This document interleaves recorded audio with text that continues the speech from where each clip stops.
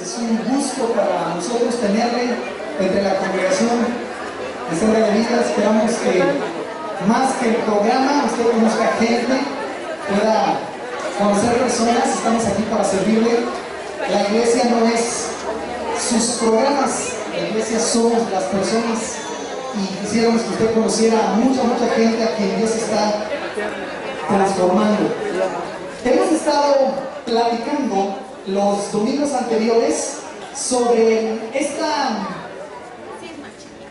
situación, este constante actuar de Dios en nuestra vida, a través del cual, cuando el Señor opera y trabaja, siempre efectúa cambios todo el tiempo. Lejos de pensar en un Dios que está ahí estático y existiendo nada más, esperando que el tiempo pase, la Biblia nos habla del único Dios verdadero, que es un Dios vivo y es un Dios de vida y de movimiento y de acción. El Dios de la Escritura siempre está actuando, siempre está trabajando. El Señor Jesús, hablando de su Padre, cuando lo acusaron de violar el día de reposo, Él contestó: mi Padre hasta ahora trabajo y yo también trabajo. Porque el Señor, hasta en el día de reposo para los judíos, Él obra, Él trabajaba.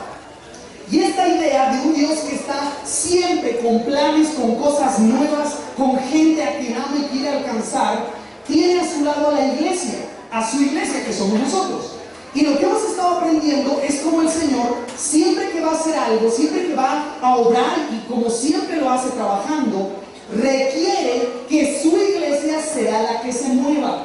No necesitamos, como algunos movimientos hoy en día andan hablando y enseñando, dicen que nosotros tenemos que orar para que Dios se mueva. Alguna oración, alguna frase, quizás usted la había oído antes, que la oración es la que mueve la mano de Dios. Dicen en esta frase, indicando como si Dios está así, y entre más oramos es como si le molestamos, ¿verdad? Hasta que Dios despierta y ándale, pues mueve la mano, porque nosotros lo despertamos. Esa idea en la Escritura no está respaldada. La idea bíblica es de un Dios que siempre Él se está moviendo. Él ya quiere obrar, Él ya quiere salvar, transformar, cambiar, pero quien requiere moverse, pues no es Dios. ¿Quién es? Nosotros, es su iglesia.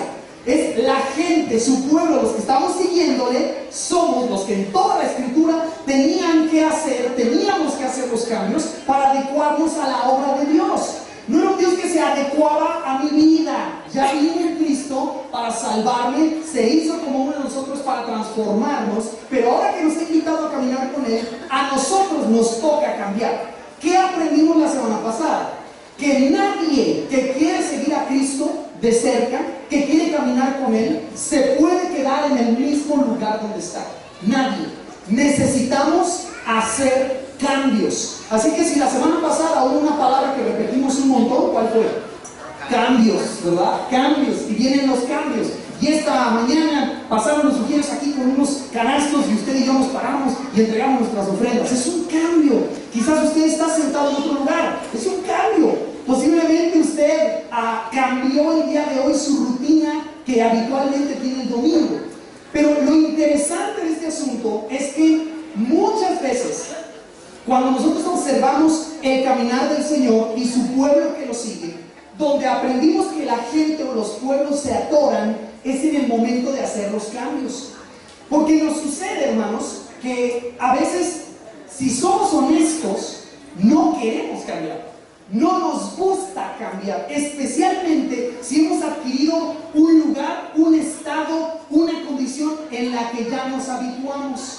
Si quisiera ponerles un ejemplo muy gráfico en este momento, les pediría que toda la fila de este lado se cambiara a este lado y la fila de este lado se cambiaran acá, y le aseguro que la mayoría de ustedes, yo mismo diría: ay, pero si yo ya estaba aquí, yo era para agarrar mi bolsa y mi taco de barbacoa que traigo y todo esto, ¿cómo le voy a hacer? Y allá, ¿dónde me voy a sentar? Si yo me quedo abajo de la unión de las lonas, me voy a mojar. Y empecemos a tener una reacción hacia el cambio que es normalmente de resistencia.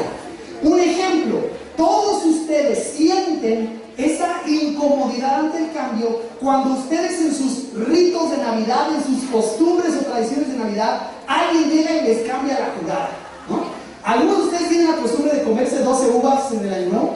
Algunos piden deseos, y otros dicen que oran y dicen versículos con cada uva. Lo que tú quieras de costumbre. ¿Qué pasaría si llega tu bisabuelo ese día y en lugar de comerse 12 uvas, se dan 12 besos? Tú dices, ¿y eso qué? ¿Y eso de dónde salió? Y el abuelo está chiflado, ¿qué le pasa? Seguramente, solo por ese pequeño cambio nos sentiríamos incómodos. Piensa en la hora a la que usted acostumbra a levantarse.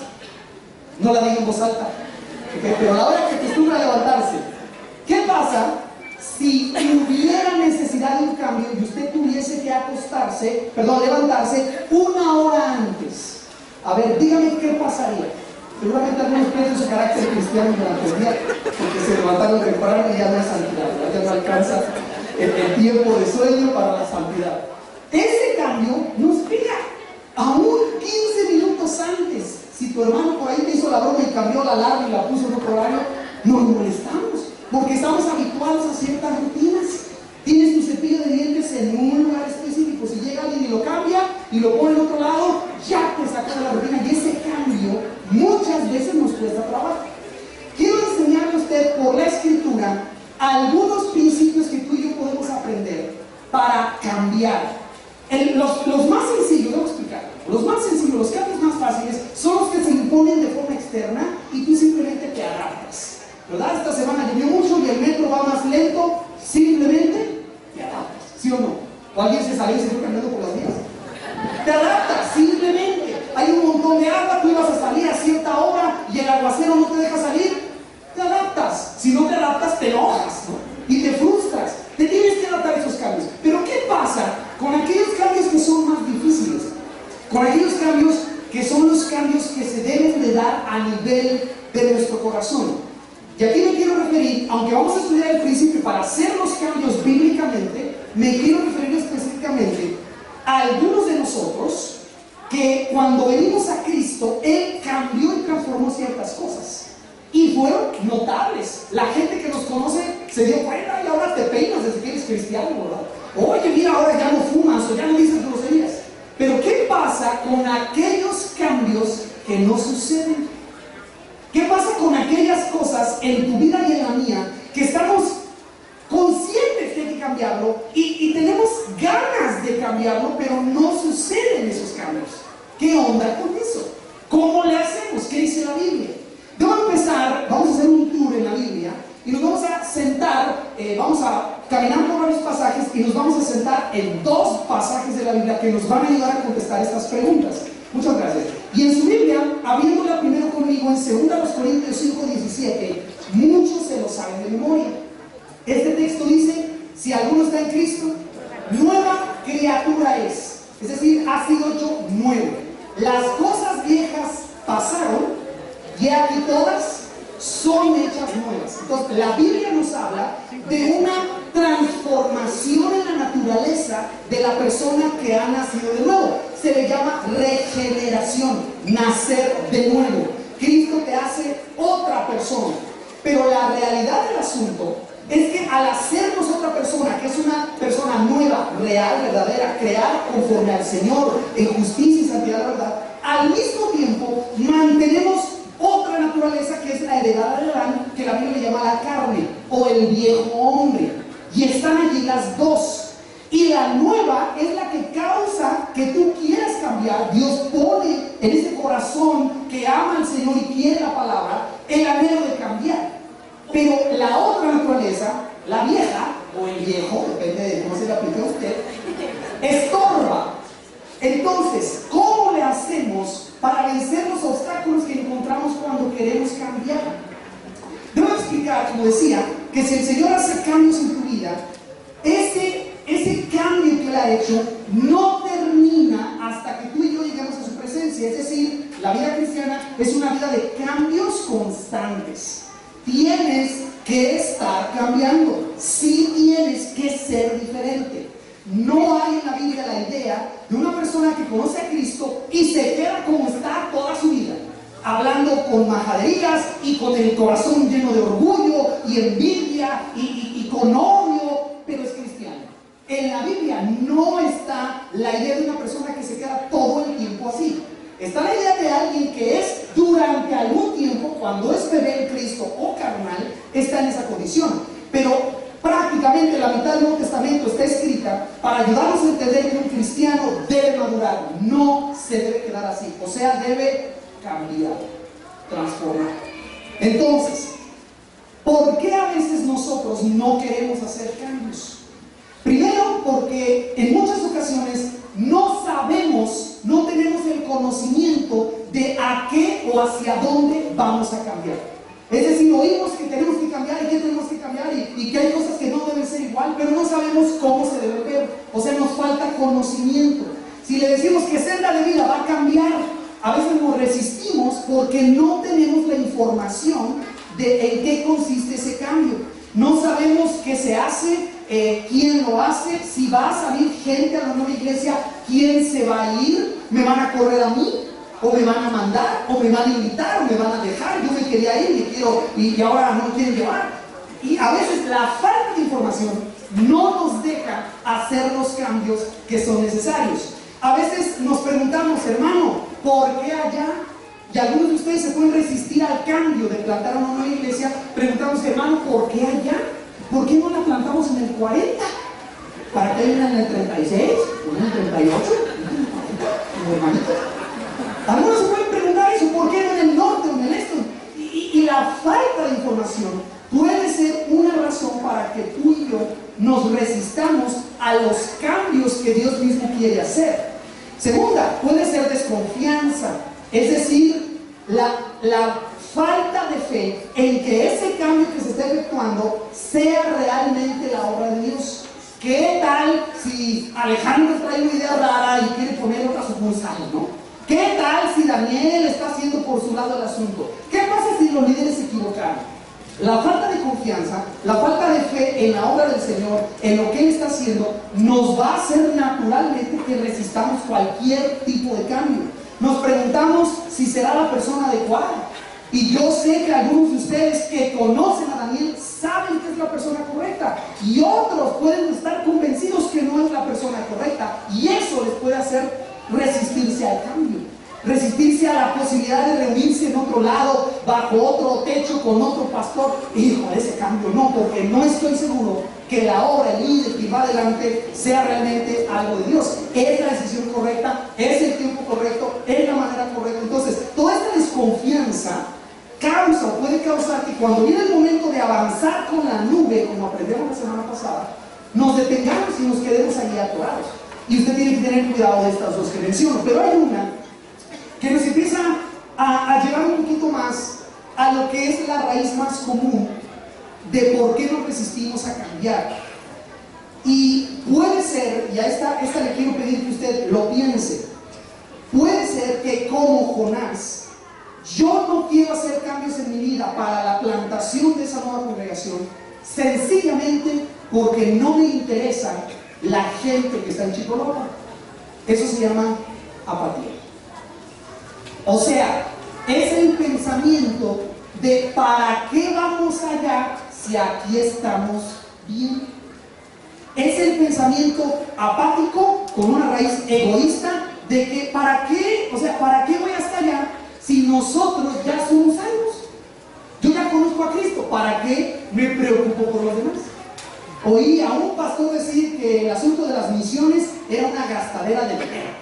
¿Que para qué? Si aquí tenemos muchos inconversos, ¿para qué vamos hasta el otro lado del mundo? Eso es una gastadera de dinero.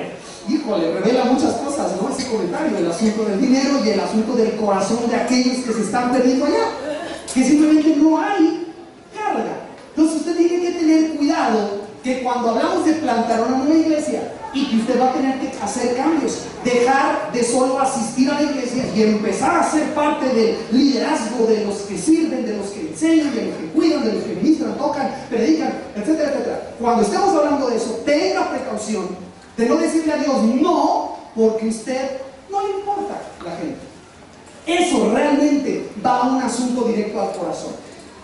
Quiero que me acompañes, por favor, en tu Biblia a un pasaje que nos puede ayudar a entender un asunto que algunos de nosotros pensamos que no nos pesa mucho, pero nos pesa mucho e impide los cambios. Es muy, muy fuerte esto.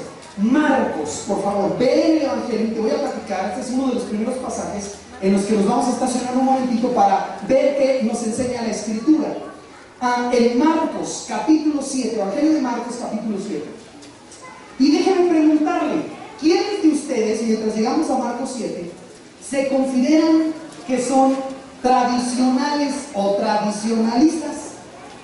¿Quiénes de ustedes que se consideran que son cristianos que tienen tradiciones? Qué bueno, nadie. Nadie se anima, ¿verdad? Nosotros no pensamos que tengamos tradiciones, porque si yo les preguntara, a ver, menciónenme una religión popular llena de tradiciones, ¿quién me mencionaría? La Iglesia Católica Apostólica Romana, muy probablemente, que tiene unas tradiciones tan grandes y antiguas que son parte de la cultura, ¿no? 2 de noviembre es una tradición poner el altar y todo. ¿Y por qué? ¿Quién sabe? Pero ¿cómo? A veces saben, muchas veces no saben, pero es una tradición. La pregunta es, ¿piensa que los cristianos evangélicos tenemos tradiciones?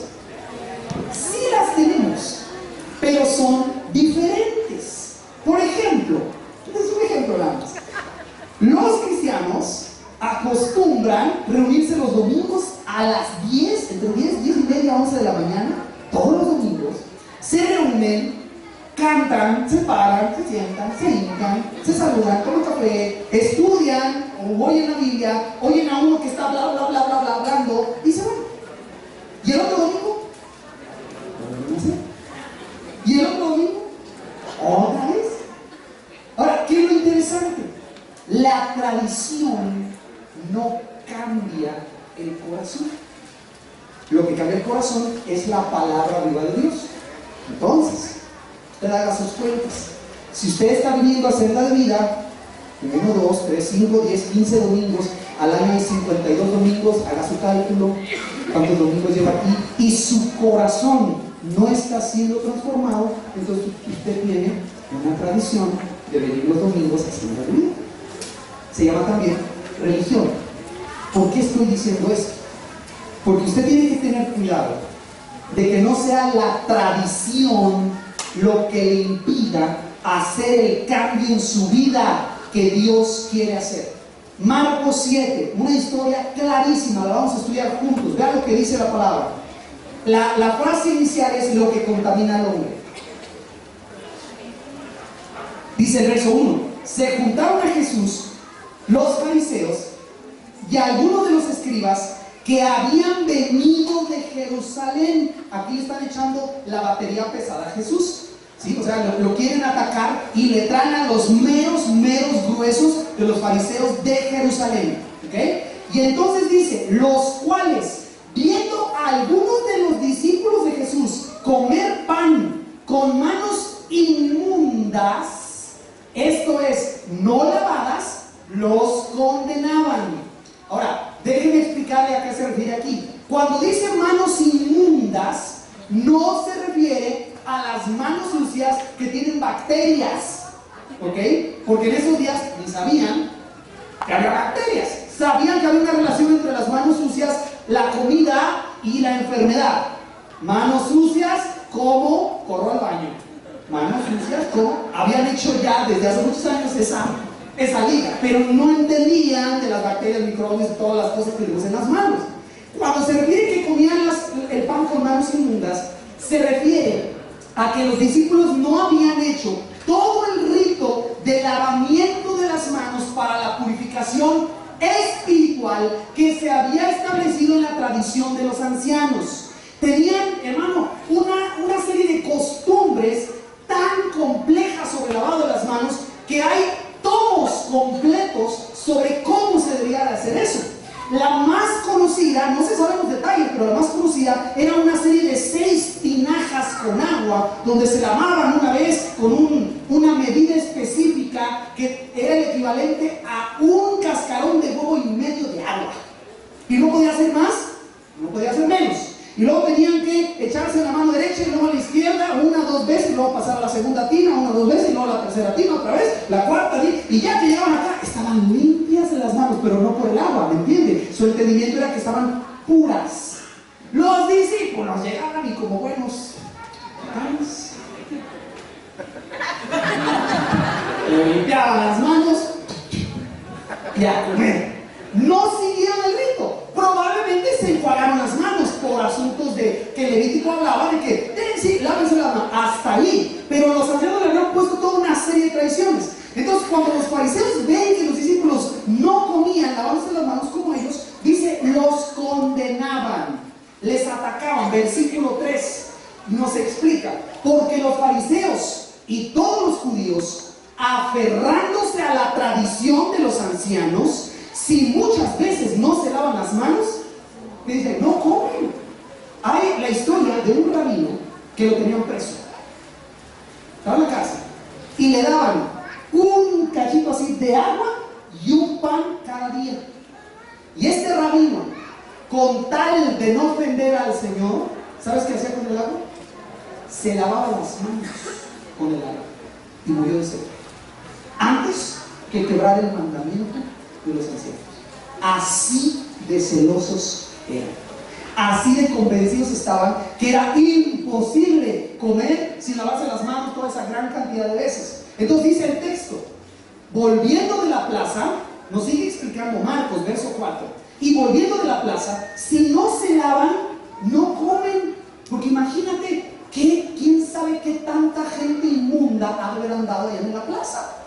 Y un fariseo anda por ahí, y qué tal si hay una persona caminando milagrosa y esa persona había tocado un muerto. No, hombre, estaba contaminado, entonces tenía que lavarse de esa forma habitual siempre que regresaban del mercado, siempre que se regresaban de la plaza. Dice el 4, y otras muchas cosas hay que tomaron para guardar, como los lavamientos de los vasos de beber, y de los jarros, y de los utensilios de metal, y de los lechos. Todo lavaban. Debo explicarte, tenían razón. Cuando hubo la plaga negra o la peste negra en Europa, en la Edad Media, sabes que el pueblo normal, los gentiles, querían matar a los judíos y odiaban a los judíos. ¿Por qué? Porque los judíos no se enfermaban. ¿Sabes por qué no se enfermaban? Porque se lavaban las manos. ¿Por qué se lavaban las manos? Porque eso dice la tradición de los ancianos. Todo el tiempo se lavaban las manos. Entonces no se enfermaban y el pueblo pensaba que la plaga había venido por los judíos y los querían matar. ¿Todo por qué? Porque se lavaban las manos. ¡Qué loco! Pero usted observa ahí vasos, lechos, jarros, todo tenían una serie de ritos tan impresionantes. Dice utensilios de metal, lechos. Entonces, versículo 5, le preguntaron por los fariseos y los escribas, ¿por qué tus discípulos no andan conforme a la tradición de los ancianos, sino que comen pan con manos inmundas? Ok, ahora, antes de entrar a la respuesta de Jesús, te voy a explicar, y espero, si te aburres, voy a lograr mi objetivo, porque esto está aburrido. Entonces, ojo, te voy a explicar cómo los fariseos del tiempo de Jesús y los judíos, incluso hasta el día de hoy, llegaron a todo ese rito elaborado de hacer todas las cosas que hacen. Hasta el día de hoy un judío ortodoxo hace montones de cosas que nosotros no comprendemos. ¿De dónde salieron?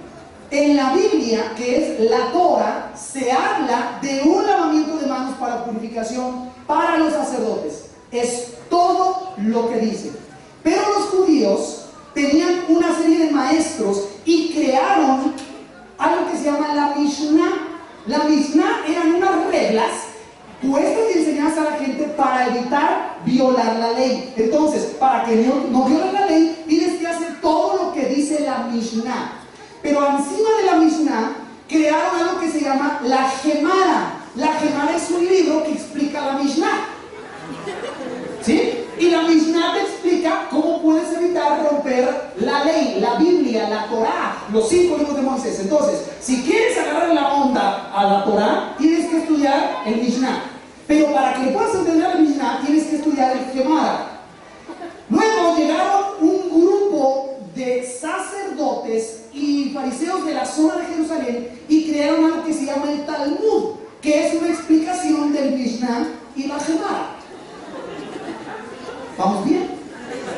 Pero sucede que eso se le llama el Talmud de Jerusalén, pero había otros en la zona de Babilonia, por lo menos así le llama, que crearon el Talmud babilónico, que es 4 veces más grande que el Talmud de Jerusalén leer que explica la Gemara y la Mishnah que te explican la Torah. ¿Estamos? Ok. Ahora, tú dices, ¿qué? ¿De qué estás hablando? Que a la Biblia que tú y yo tenemos, a lo largo de los siglos le añadieron y le añadieron y le pusieron y le pusieron y tenían, hermano, tal cantidad de leyes sobre cómo no violar el sábado, sobre cómo no corromperte, no llenarte de inmundicia, cómo escribir, cómo vestirte, que, hermano, se hizo aquello una cosa imposible de comprender. Jesús dice, ustedes atan cargas pesadas sobre los hombres que ustedes ni con un dedo quieren mover. De eso están hablando ellos. ¿Sabes? Ya buscándole un poquito. La idea venía, muy curioso, de que en una de estas, creo que era el Gemara, un rabino enseñaba, no sé si era el Gemara o el Talmud de Jerusalén, que cuando los hombres, los varones, nos dormimos, esto enseñaba el rabino, no la Biblia ni yo, ¿sabes? El rabino, que cuando los hombres se duermen, pues se duermen, ¿no? Y normal, no sé cómo pone usted las manos cuando se duermen. ¿Cómo las pone? ¿Sí? No sé cómo las ponga, ¿no? Pero decía este rabino que un demonio llamado Shitá se posaba en la mano de la persona mientras dormía. Y que para espantar al demonio, lo que tenías que hacer levantándote era lavarte las manos. Y lavándote las manos se iba el demonio Shitá. Que fíjate qué curioso, ese demonio Shitá, si no te lavabas las manos y comías algo, causaba garganta irritada. Y no te decías, claro. Pero el rabino decía, no, era el demonio Shitá. Entonces, imagínate a la gente viviendo con esa idea todos. Hay que lavarte las manos, ¿hablas con Shitá? ¿Hablas? Si no te lavas las manos, niño, chamaco, lávese las manos 7 veces, pero mamá, 7 veces, porque Shitá se le va a subir. Y Shitá se le va a meter la garganta. ¿Me entiendes? Era un asunto establecido. Imagínate cuando los 12 andan con Jesús, llegan a la mesa y meten la mano al pan. Recuerda, no había platitos como hoy, cada quien con su plato y sus cubiertos. Era un plato en el centro y todos metían su mano, la derecha, al plato. Todo el mundo. ¿Y te imaginas si tú dudabas que aquel tuviera Shitá? ¿Sí me entiendes? ¿No me entiendes? ¿Sí? Vamos a comer algo y alguien va al baño, ¿no? Y va al baño y luego regresa y mete la mano en el plato. Ya me entiendes, bueno, así, pero peor. Ellos se asustaban de esa idea y por eso están criticando durísimo, condenando a los discípulos. Bueno, ¿quieren la respuesta de Jesús? Váyanse en la Biblia y dice, respondiendo él les dijo, durísimo, ¿no? Les da duro. Hipócritas, bien profetizó de vosotros Isaías, como está escrito. Les cita la Biblia, ellos se la sabían de memoria. Y les dice, este pueblo de labios me honra, pero ¿dónde está el problema?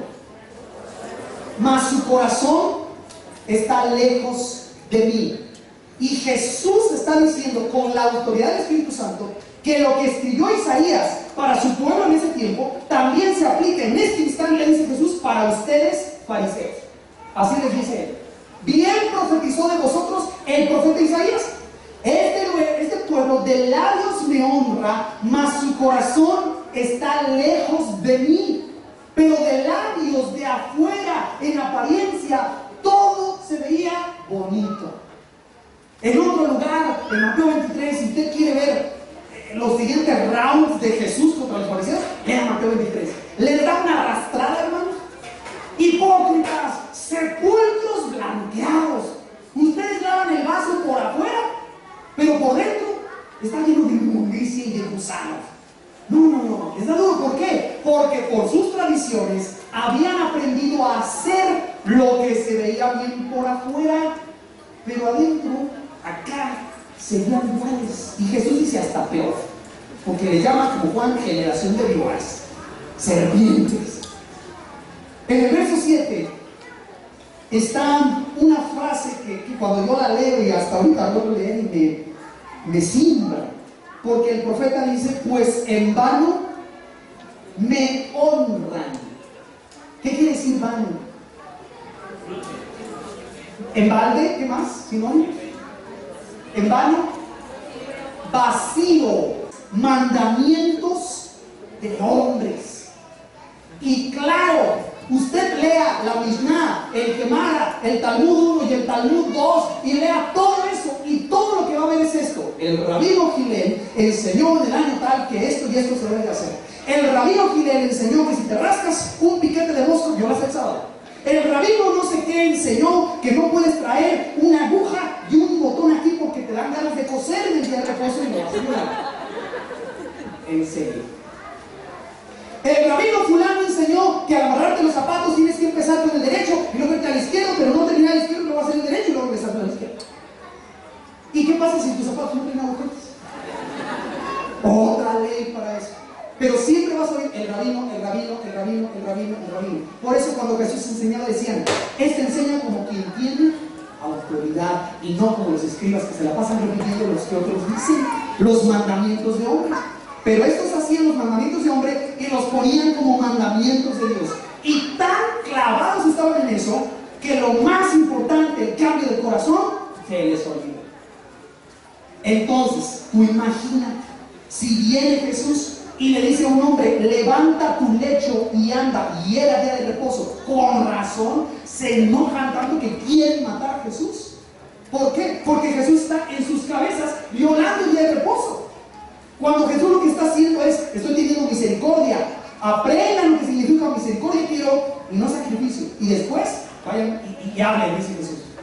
Pero observe por favor, ¿dónde empieza el problema? El versículo 8 nos explica, porque dejando el mandamiento de Dios, ahí está la frase de Jesús, el diagnóstico, ¿qué hace? Os aferráis a la tradición de los hombres, los lavamientos de los jarros y de los vasos de beber, y hacéis otras muchas cosas semejantes. Tenían ya un sistema elaboradísimo que se veía bien por afuera, eran admirados. Pero Jesús les dice, ustedes hacen todo eso e invalidan, dejan el mandamiento de Dios por preocuparse por las cosas de los hombres. Y lo que Dios quiere hacer, ¿qué? En el versículo 9 les decía también, bien invalidáis el mandamiento de Dios para guardar vuestra tradición. O sea, es el ejemplo clásico de una persona que no permite la obra de Dios en su vida por sus tradiciones, por su forma de ser. Así lo enseñaron. ¿Y cómo va a hacer esos cambios si desde mi abuela los he hecho? ¿Cómo ahora va a venir Dios y querer cambiarlo? Ese es el Dios de la Biblia, el que quiere cambiar tu corazón.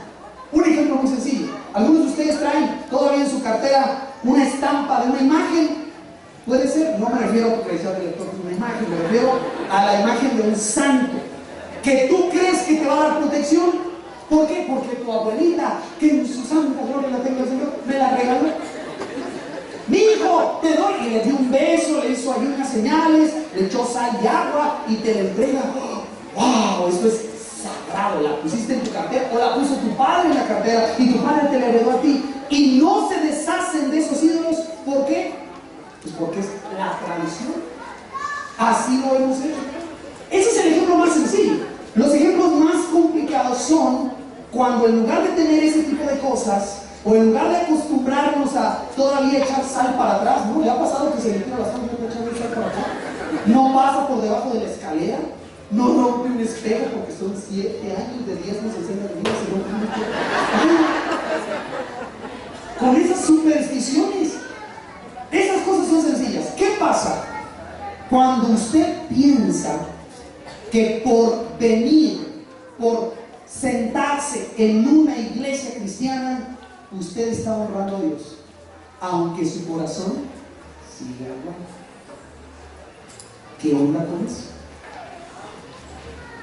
Pero es que yo leo la Biblia, es que ya tiré mis ídolos, tenía una imagen de la Virgen de Guadalupe, la deseché de mi casa, ya no tomo y no fumo. Sí, o sea, y el cambio de corazón que Dios quiere hacer en ti, ¿cuándo?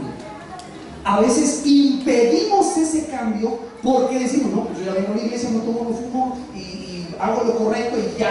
Y el cambio de corazón profundo que Dios quiere hacer en ti, ¿no lo estorbarán también nuestras tradiciones? Cuando hablamos de que Dios quiere hacer cambios y yo te estoy hablando de qué nos estorba cambiar, pues ¿qué nos estorba cambiar? Nuestras tradiciones. el engaño de creer que una vida religiosa es lo que agrada a Dios. A Dios le agrada el corazón transformado, hermano, no mi vida religiosa. Si tengo el corazón transformado, te aseguro, voy a venir a la iglesia, voy a adorarle, pero no por venir a una iglesia y estar sentado y adorar. Quiere decir que el corazón garantizado está cambiando. ¿Ves un ejemplo claro de hombres que invalidaron el mandamiento de Dios para guardar nuestra tradición? ¿Quieres oír otro ejemplo? Versículo 10. Porque Moisés dijo, esto es lo que dijo Moisés, ¿sale? No el rabino Gamaliel y el rabino X. No está en la Gemara ni en el Talmud, está en la Biblia, lo dijo Moisés. ¿Qué dijo? Honra a tu padre y a tu madre. Y el que maldiga al padre o a la madre, ¿qué dice la Biblia? Muere irremisiblemente. Eso era para el pueblo de Israel. Observa el verso 11. Pero vosotros decís, basta que diga un nombre al padre o a la madre, es corbán, que quiere decir mi ofrenda a Dios, todo aquello con que pudiera ayudarte, y no le dejáis hacer más por su padre o por su madre, invalidando la palabra de Dios con vuestra tradición que habéis transmitido. Te explico qué es corbán. Haz de cuenta que tú tienes un carro, ¿no? Y tienes tu casa, y tienes ahí en tu casa una alacena que tiene arroz y frijoles. Y entonces tú dices, oh, yo me quiero entregar a Dios. Señor, todo esto es tuyo. O sea, es corbán. Todo esto es tuyo. Y luego llega tu mamá y te dice, hijo, pues es que no he tenido, me ha llegado la pensión, ¿me das un poquito de frijoles? No, mamá, se lo entregué al Señor. Y cuando se va tu mamá, tú lo cocinas. Porque es del Señor, pero tú lo comes. Esa es la idea. Eso era lo que hacían. Llamaban a algo corbán y quedaba automáticamente como, intocable, porque es eso. Y si estuviera muriendo de hambre el papá, no se lo daban porque habías hecho corbán, es del Señor. Y entonces a fuerza tenías que dedicarlo solamente para el Señor, pero tú podías comer de él. Y Jesús les está diciendo, ustedes invalidan el mandamiento de honrar a los padres con la tradición de los ancianos que les pasaron. Hacen peor con su tradición, les está diciendo Jesús. Dice el versículo 13, invalidando la palabra de Dios con vuestra tradición que habéis transmitido. Y muchas cosas hacéis semejantes a estas. Entonces quiero explicarte que el Señor les da duro a los fariseos porque ellos estaban impidiendo el cambio en su vida por la gran cantidad de costumbres que tenían desde hace muchos años, generaciones atrás. Y después de Jesús siguieron construyendo hasta el día de hoy. En el idioma arameo hay unas tradiciones gigantes por las que viven los judíos hasta el día de hoy, enormes. Pero ¿cuál es el punto de Jesús?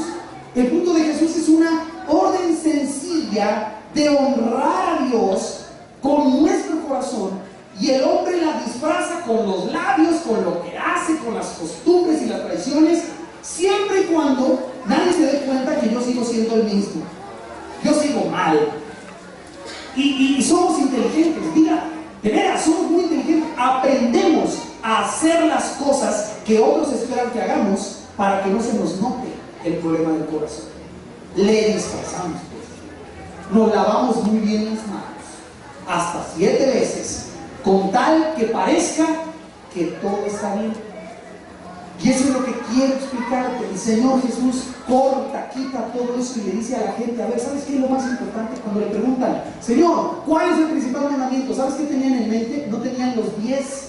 Tenían los 10 mandamientos, y encima la Mishnah, y encima el Gemara, y encima un Torah, y el otro el Talmud, tenían miles. ¿Cuál es el más importante de todos? ¿Qué dice el Señor Jesús? Amarás al Señor tu Dios con todas tus fuerzas, tu alma, tu mente, tu corazón, y a tu prójimo como a ti mismo. En eso se cumple toda la ley.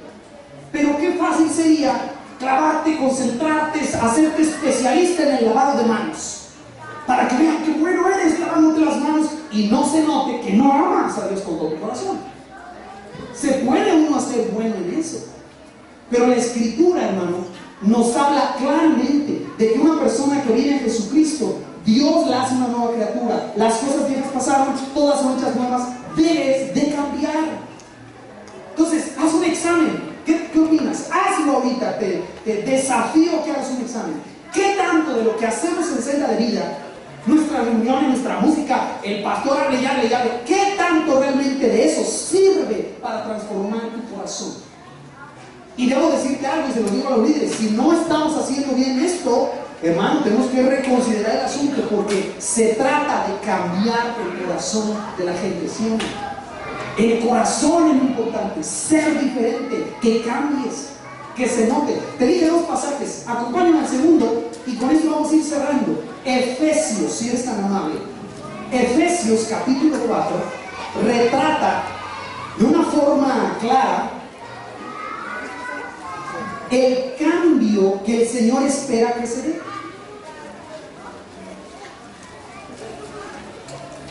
Si vamos a hablar de cambios, y ya vi que estorba la ignorancia, estorba la desconfianza, la apatía, mi naturaleza pecaminosa, pueden estorbarme las costumbres.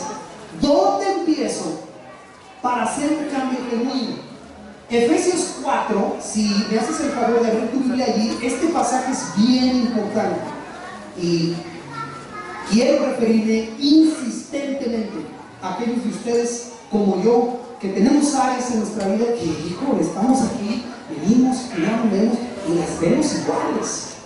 ¿Qué onda con esos cambios que no se dan?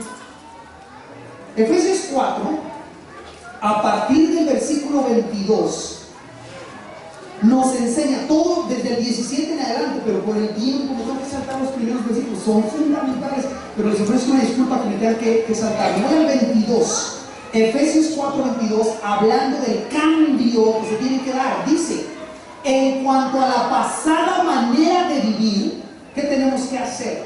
Despojaos del viejo hombre.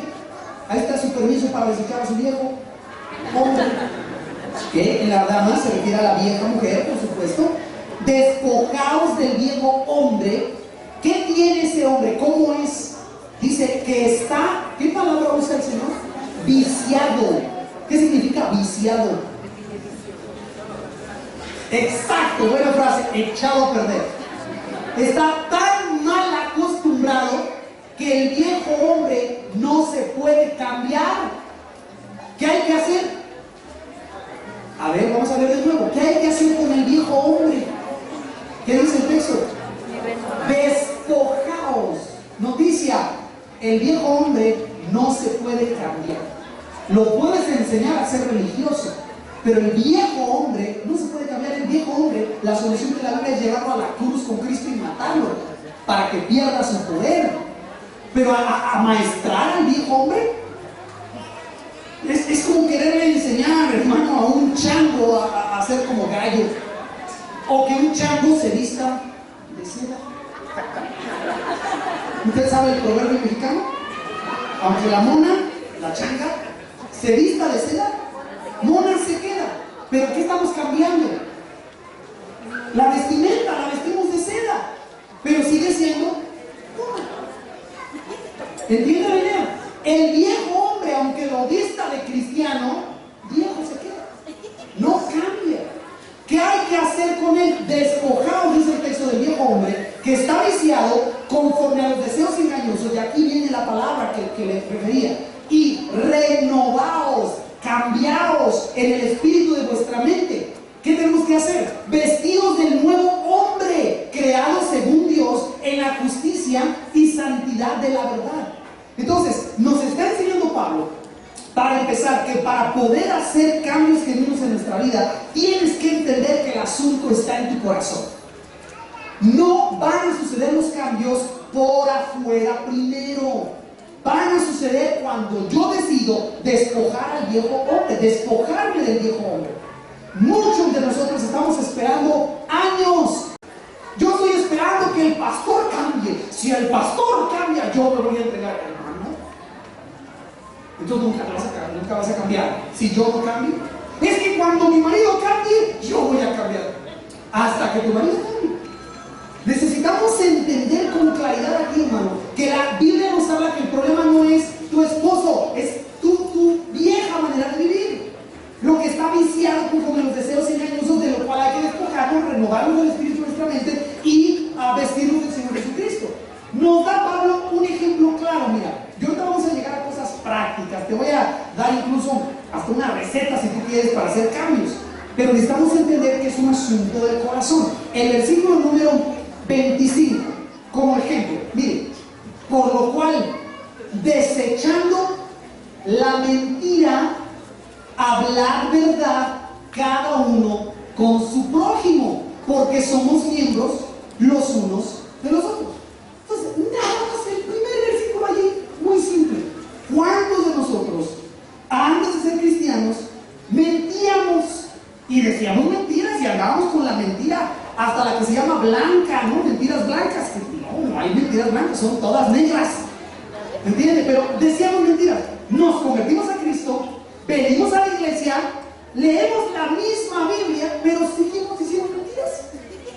¿Cómo está ese rollo, hermano?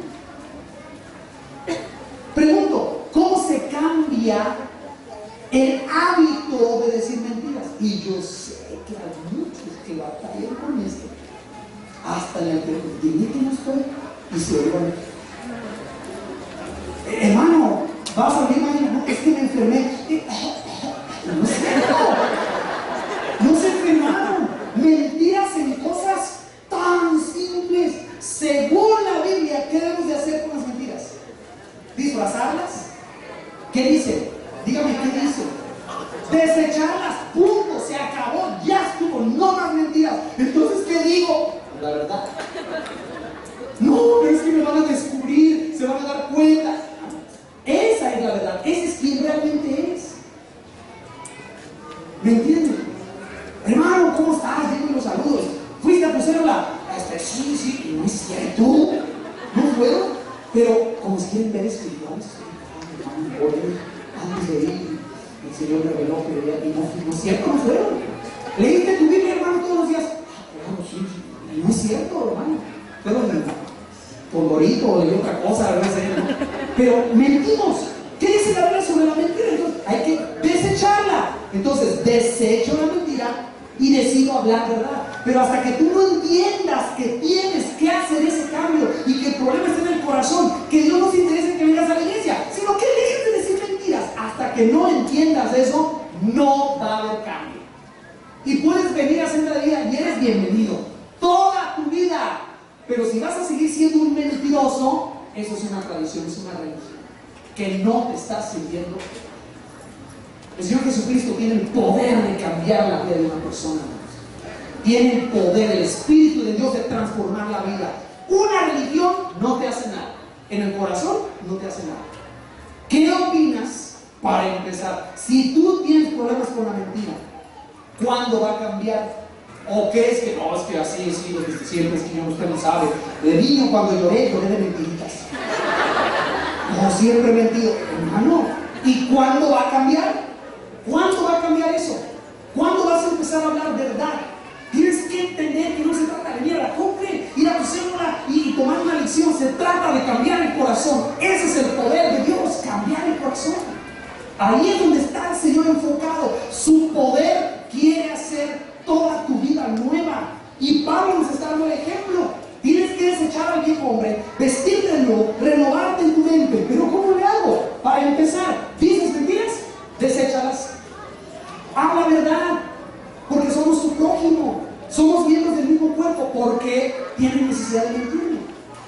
Les he explicado, no sabe cuántas veces, si me permite un minuto, como un ejemplo, a mis hijos.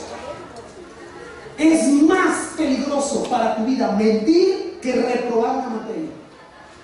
No me importa si reprobas una materia, siempre y cuando me digas la verdad. Porque si tú me dices una mentira, con una mentira que dices, para evitar el regaño, para evitar el escándalo, que te castigue, lo que sea, vas a tener que decirme 2, y luego 3, y luego 4, y vas por un camino que ¿cuándo se va a terminar? Prefiero que me digas, no, es que me dio flojera, me dormí, me quedé viendo televisión, no hice la tarea y reprobé. Premio le voy a dar cuando reprobe así, si me dice la verdad. Pues, ¿qué? ¿Hasta me da premios vivos cuando reprobe? Pero si me dice la verdad, merece un premio. ¿Me entienden lo que estoy diciendo? Es tan importante, no te andes con mentiras. Eso es del viejo hombre. Ya, deséchala. Otro ejemplo, si usted dice, ay, apenas vamos empezando, pues sí, el versículo número 26 dice, airaos, pero, ¿qué debe de cambiar? Pero no pequéis. ¿Qué quiere decir airarse? Enojarse. ¿Cuántos de nosotros tenemos problemas con el enojo? Ay, gloria a Dios. Yo pensé que tú. Antes de Cristo te enojabas y pecabas. ¿Ahora te puedes enojar como cristiano? Sí, pero ¿qué cambia? No pecas. Si te enojas, no ofendas. Refrena tu lengua. Si te enojas, no reacciones mal, que no te domine el enojo. ¿Pero te puedes enojar? Sí, claro que sí. Nada más no peques. ¿Cuántos de ustedes, de nosotros, somos los mismos enojones, gruñones, cascarrabias que antes de ser cristianos? Pero vienes a la iglesia. Tengo nivel 3, hermano. No te atrevas a cuestionarme. De veras, aquí me dirijo a muchos de ustedes por nombre. Si estás pensando que eres tú, sí, estoy diciendo aquí por nombre casi. A veces su carácter, hermano, explosivo, de enojo y de ira, causa mucho daño. Y lo tienen así desde que los conozco. ¿Y el cambio cuándo? Hallaos, sí, nomás no peques. ¿Se van a enojarse? Sí, pero no peques. Y además, no se ponga, ¿qué dice el texto ahí? No se ponga el sol sobre vuestro enojo. ¿Cuánto tiempo tenemos permiso para estar enojados? Entre más temprano te enojes, más permiso tienes. Porque eso hasta que el sol se ponga. Pero si te enojas ya que se metió el sol, no nos puede durar más. No se ponga el sol sobre vuestro enojo. Asunto de un momento. Y algunas personas están con enojos que tienen años. Enojados con su papá, años. Enojados con su hermano, años. No se hablan. Y son cristianos. No se hablan. Entonces, Efesios está diciendo, ¿qué onda con ese cambio? ¿Qué onda con ese cambio? ¿Cuánto tiempo vas a estar con ese enojo con tu hija o con tu hijo? ¿Cuánto tiempo? Ya, suéltalo. Enójate, no peques y no más de un día. No más de ese tiempo. Cambios. Esa es la frase que estamos escuchando. Versículo número 27. Ni deis lugar al diablo, indicando que una persona en ira es de las más propensas a darle lugar a Satanás. Se convierte en un asunto espiritual en lugar de ser un asunto emocional. Entonces, si quiero ser muy claro, algunas personas tienen unos problemas tan graves con el enojo que ya no es problema emocional, es problema espiritual. ¿Me entiendes lo que estoy diciendo? Y sí, hemos tratado personas que sus problemas de ira tenían una raíz espiritual de un demonio. Sí, los hemos tratado. ¿Me entienden? Y no hablo de culto, se convertían en cosas raras. Hablo de que simplemente una ira incontrolable, diciendo y haciendo cosas y tomando decisiones que dañan a ellos y su familia en ira. Y ya que se les baja, ya piden perdón. No, discúlpame, ¿qué dije? Pues no era borracho. ¿Qué hice ayer? ¿Qué dije ayer? No se acuerdan. Otro punto. El que hurtaba. El que robaba. ¿Qué dice Pablo? ¿Qué dice la Biblia? No hurte más. Ya no robes. Si estás robando, ¿qué cambio debe de haber? Pues deja de robar. ¿Yo qué hago, hermano? Si eso me dijo. Si esa es mi profesión, ¿qué hago? Ahí está la respuesta de la Biblia. Aunque no creas, ahí está. ¿Qué dice? Que hurtaba no hurte más. Entonces, ¿qué vas a hacer? Trabaje haciendo con sus manos lo que es bueno. ¡Wow! ¿Para qué? Para que tenga que compartir con el que padece necesidad. De hecho, ¿de qué sirve? Si tú estás robando en tu trabajo, o estás robando a tu vecina de Cablevisión, o estás robándote la luz, o estamos haciendo algo, ¿de qué sirve, hermano, estar aquí? Y venir, y estar aquí, y estudiar y oír. Quiero ser muy claro. Ayuda a hacer ese cambio. Dios te indica, hijo, cambia eso, eso está bien, esa es la obra de Dios. Pero si tú te vas y regresas y no haces ese cambio, pues tienes una religión. Jesucristo vino a cambiar tu corazón, a transformarlo. Que cambies del viejo hombre al nuevo hombre. de una persona que se enoja a alguien que vive en paz. Y si se enoja, lo peca. De una persona, hermano, como lo está diciendo claramente la Biblia, que ya no decimos mentiras, ahora hablamos la verdad. Antes robaba, ahora trabajo para compartir con otros. ¿Quiere más sugerencias de cambios? Lea su versículo número 29. ¿Cuántos entramos en estas categorías? Ninguna palabra corrompida salga de vuestra boca. En la Biblia la palabra corrompido quiere decir echado a perder, descompuesta, es decir, de un corazón incorrecto. Hablamos de majadería, por supuesto, maldiciones. Y la Biblia está diciendo, ¿qué cambios se requieren? Ninguna palabra corrompida salga de vuestra boca. Entonces, ¿qué voy a decir? La que sea buena para la edificación, la necesaria edificación, a fin de dar gracia a los oyentes. En lugar de hablar porque tú quieres hablar, vamos a hablar por lo que los demás necesitan oír. ¡Wow! ¡Qué cambio! Otra vez la misma idea. ¿Qué más, hermano? ¿Le seguimos o ya entendí? 31. Quítense, perdónenme, el 30 me estoy saltando. Y no contristéis al Espíritu Santo de Dios, con el cual fuisteis sellados para el día de la redención. Es esta enseñanza de que antes que fueras cristiano hacías mal y no pasaba nada, no te sentías mal. Pero ahora que eres cristiano, cuando tú haces algo que está mal, contristamos al Espíritu, es decir, nos sentimos mal. Y Pablo dice, ya no vivas haciéndole al Espíritu, ay, cállate, tú no me digas nada ahora. No, yo también lo que yo hago, no te agüites. Así soy yo. No contristes al Espíritu, es lo que está diciendo. Regreso al 31. Quítense de vosotros toda amargura. Pero dice, hermano, disfrázala. Ora hasta que se salga la amargura. ¿Qué dice? Quítense, sácala, deséchala, despójate. Ya deja la amargura. ¿Qué más va a la lista? Enojo, ira, esa está buena, gritería y maledicencia. Algunos manejamos y nos sale el verso 31. Enojo, ira, gritería y maledicencia y toda malicia. Pero la frase es, quítense de vosotros esto. Antes bien, ¿qué debemos hacer? ¿Cuál es el cambio? Se fija aquí claro en la Biblia: sed benignos unos con otros, misericordiosos, perdonándoos unos a otros, como Dios también nos perdonó a vosotros en Cristo. Entonces, es evidente que en la Biblia se habla de cambios a nivel primero del corazón. Primero. Y de veras, hermanos, no sé cómo explicarlo, no sé cómo decirlo, más que así, algunas personas tienen años en el Evangelio y siguen siendo los mismos. Como dijo un amigo, son salvos pero no son convertidos. ¿Entienden la idea? No ha pasado ese cambio, son igualitos, nada más ahora con una Biblia bajo el brazo y aprendieron a decir Dios te bendiga. Especialmente porque vamos a aprender los nombres. Dios te bendiga. Dios te bendiga. Aquí hay que pararse, aquí hay que aprendemos a gritar, a chiflar en la alabanza, a danzar. Está bien. Y en el cambio del corazón, dejar la mentira, hablar verdad, perdonar, dejar la amargura, dejar el enojo y perdonar, ser benignos unos con otros en lugar de tener malicia. Esos cambios, ¿qué onda? ¿Dónde? ¿Cuándo se van a dar? Cosas prácticas y terminamos, ¿sabe?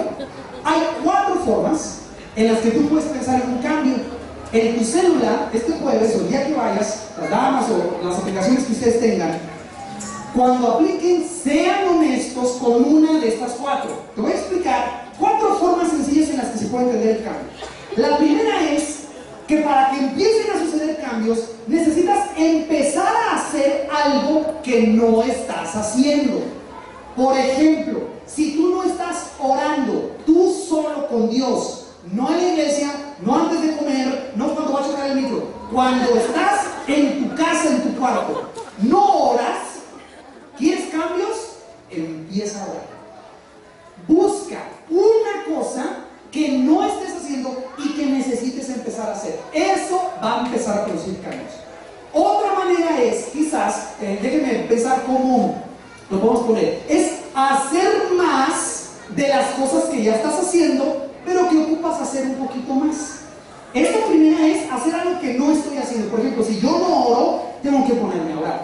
Si leo un versículo al día, de esos, ¿se acuerdan que antes vendían algo que se llamaba pan diario? Y era un panecito, una figura de un pan de plástico que tenía unos cartoncitos con versículos y se ponían en la mesa. Entonces tú llegabas, alguno lo tiene en su casa, y estaba en la mesa y llegabas al desayuno y pues como andábamos de volada, sacabas el versículo y decía, ¿cuántas? Y dices, ¡ah, qué bonito! Era un versículo bien lindo y bien hermoso y ya lo dejabas. Y eso es toda la Biblia. ¿Qué tienes en el día? ¿Quieres cambios? Empieza a hacer más de lo que estés haciendo poquito. Uno, algo que no estés haciendo, ya empieza a hacerlo, pon horario, pon día, pon fecha, empieza a hacerlo. Segundo, haz más de lo que no estés haciendo suficiente, escoge alguno de estos dos.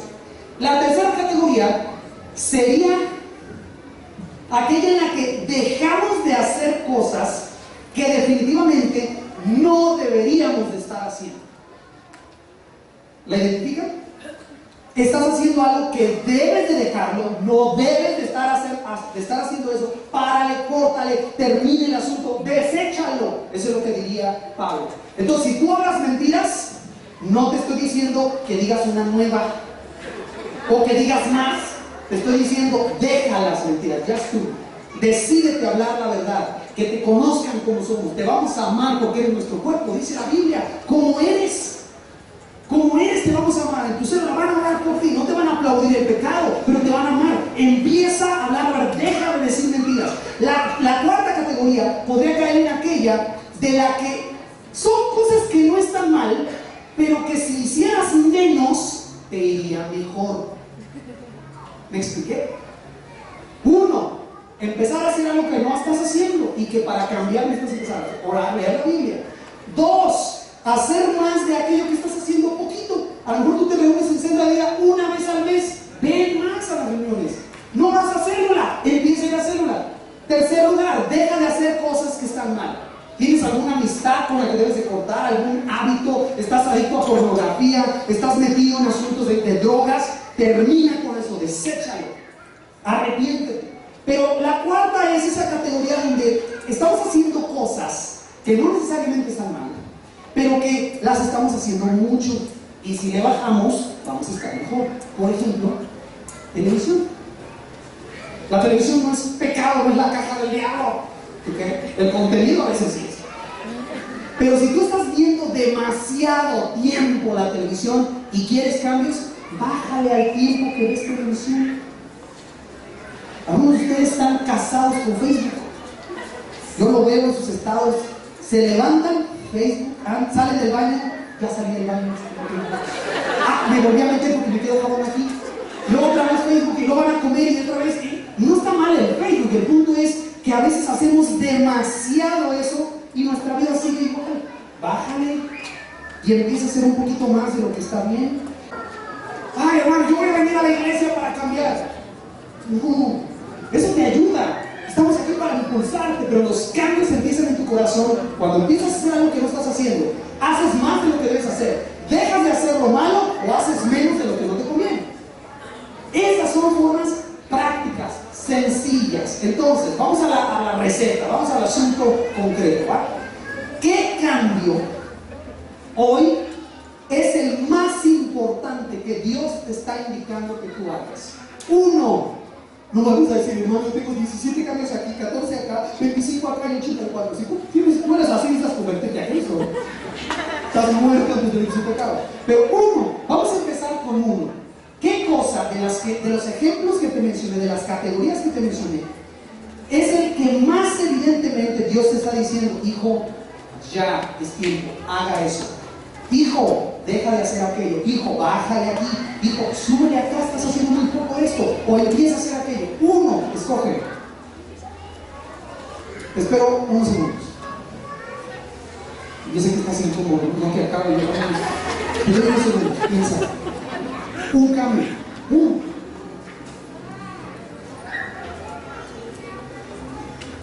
Y estás pensando, un cambio, mi esposa. No. Tú puedes cambiar los pasos. Tuyo en tu vida, un cambio, ¿ya lo tienes? Hacer más, empezar a hacer hacer más de lo correcto, hacer menos de lo correcto o dejar de plano ciertas cosas. ¿Ya tienes una categoría? ¿No? ¿Otros segundos más?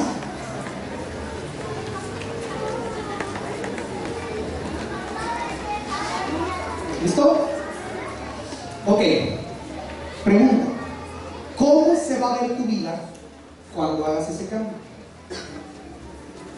No me contestes en voz alta, solo piensa, ¿cómo se va a ver? Si yo dejo esto, estoy invirtiendo 4 horas al día en televisión y le bajo acá, ¿cómo se va a ver mi vida? ¿Qué beneficio voy a tener por dejar eso? O si estoy haciendo esto que está mal y yo estoy hablando mentiras con mis padres y hablando mentiras con mis hermanos, ¿cómo se va a ver tu vida cuando dejes de hacer esto? O si empiezas a hacer esto, yo ahora voy a ahorrar, porque no ahorro, voy a empezar a ahorrar, ¿cómo se va a ver tu vida? ¿Listo? Vamos, 2 cosas. 1, un cambio. Segundo, ¿cómo se va a ver tu vida cuando tú logres ese cambio? No importa lo más arraigado que sea, a pesar de que tú seas muy anciano, muy avanzado en edad, los cambios son posibles. Dice la Biblia, no desmayamos antes, aunque nuestro hombre exterior se va desgastando, el interior no obstante se renueva de día en día. El apóstol Pablo habla de eso. Entonces, una vez que tienes eso, te quiero invitar a que pienses claramente que sí es necesario cambiarlo. No está bien ser cristiano y decir mentiras. No es asunto de, es que es mi carácter. No es cierto. Bíblicamente dice que es pecado, es del viejo hombre. Ser iracundo, es que así me enseñaron a mí como macho y desde niño. Pues cámbielo, porque usted es cristiano, no macho. Y tiene que parecerse a Cristo, no a su abuelo o a su padre. ¿Me entiende lo que estoy diciendo? Es así de sencillo. Cambios, necesitas empezar por reconocer que hay que hacerlos, que de veras tienen que suceder. Vamos a pedirle ayuda al Señor para identificar una cosa que es la más urgente para cambiar. Segundo, vamos a tener claro, tercero, ¿verdad? ¿Cómo será nuestra vida cuando hagamos nosotros ese cambio? Y vamos a perseverar en el Espíritu de Dios para mantenernos haciendo aquello que estamos diciendo que vamos a cambiar. Vamos a depender del Señor, vamos a buscarle. Punto. No podemos quedarnos igual y querer seguir a Cristo. Tienen que haber cambios. Ya estoy. Ya es momento, es tiempo. Y te animo, hermano, a que escojas una de esas categorías y oremos juntos por esa cosa específica que Dios te está diciendo que cambies. Vamos a orar juntos. Y puede ser algo súper fuerte en tu vida, que te ha dominado hace 20 años, 15, 10 años, y que ya lo haces, lo piensas que es parte de tu vida. No, tú eres nueva criatura en Cristo. Las cosas viejas pasaron, todas son hechas nuevas en ti. El poder de Dios se manifiesta en vidas transformadas, no en un culto bonito. Entonces no deje que le estorbe, no deje que le engañe el asunto de venir a la iglesia. Vamos a orar y te invito a que entregues junto conmigo esta cosa, este asunto que pudiera estar estorbando el cambio en tu vida. Señor, te agradecemos por mostrarnos cómo tú estás interesado en un pueblo que no te alabe de labios, sino que lo haga de un corazón sincero. Tú quieres un pueblo que no dé honra vacía o vana, sino un pueblo, Señor, que tenga su corazón cercano a ti. Una vez que hemos entendido eso, recuérdanos que tú nos salvaste, nos diste tu espíritu y tu poder para pasar de las tinieblas a la luz. Tú me diste tu Espíritu Santo para dejar las mentiras y hablar verdad, para dejar la amargura y vivir en amor, Señor. Tú me diste tu Espíritu Santo para dejar el odio y perdonar. Me diste tu Espíritu, Señor, para dejar el robo y trabajar para compartir con otros. Ese es el poder de Dios. Tuyo, mi Padre, se manifiesta en las vidas transformadas de tus hijos. Y hoy estamos aquí para reconocer que hay algunos de nosotros que los cambios se detuvieron hace mucho. Tú transformaste nuestra vida poderosamente al inicio de nuestro caminar contigo, pero algunos de nosotros seguimos con orgullo, seguimos con rencores, algunos con mentiras incluso, y creyendo, Padre, que es normal, que no pasa nada. Ayúdanos a entender que tú viniste, mi Padre, a salvar a los que están cautivos. Oro por los que tienen vicios, por aquellos que están adictos a sustancias, adictos a emociones, adictos a relaciones, adictos, Señor, a sexualidad. Recuérdales, muéstrales la verdad de tu palabra, que tú viniste para salvarnos, para transformarnos. Tú viniste para hacernos libres del pecado, para que haya un cambio. Oramos que nos ayudes a entender qué debo de cambiar, qué es lo más urgente. Me ayudes, Señor, a comprender cómo quieres que se vea mi vida, no una vida de mentiras, sino una vida que habla verdad al cuerpo de Cristo, y que entonces pueda depender de ti, confiar en ti, para que ese cambio se sostenga. Si vienen tropiezos, recuérdanos que hemos sido cambiados, que realmente las cosas viejas han pasado, y que aunque el viejo hombre hace lucha para estorbarnos, en tu palabra, en tu cruz tenemos victoria, porque tú has vencido a la carne, vencido al diablo y a la muerte para hacernos victoriosos. Padre, es nuestra oración hoy. Queremos cambiar, queremos ser transformados, queremos renovarnos en el espíritu y nuestra mente, pero ya nos ayudaste a entender que hay que desechar el pecado y vestirnos del Señor Jesucristo, renovarnos en nuestra mente. Gracias por los cambios que vas a hacer. Gracias por la gente que vas a levantar transformada para que haga tu voluntad. Ayúdanos, Señor, a ir al mundo y no hablar de que vamos a la iglesia, sino que vean el cambio en nosotros, cómo hablamos diferente, cómo gastamos diferente, cómo amamos de forma distinta. Esa es nuestra oración. Lo pedimos con tu gracia en el nombre de Jesús.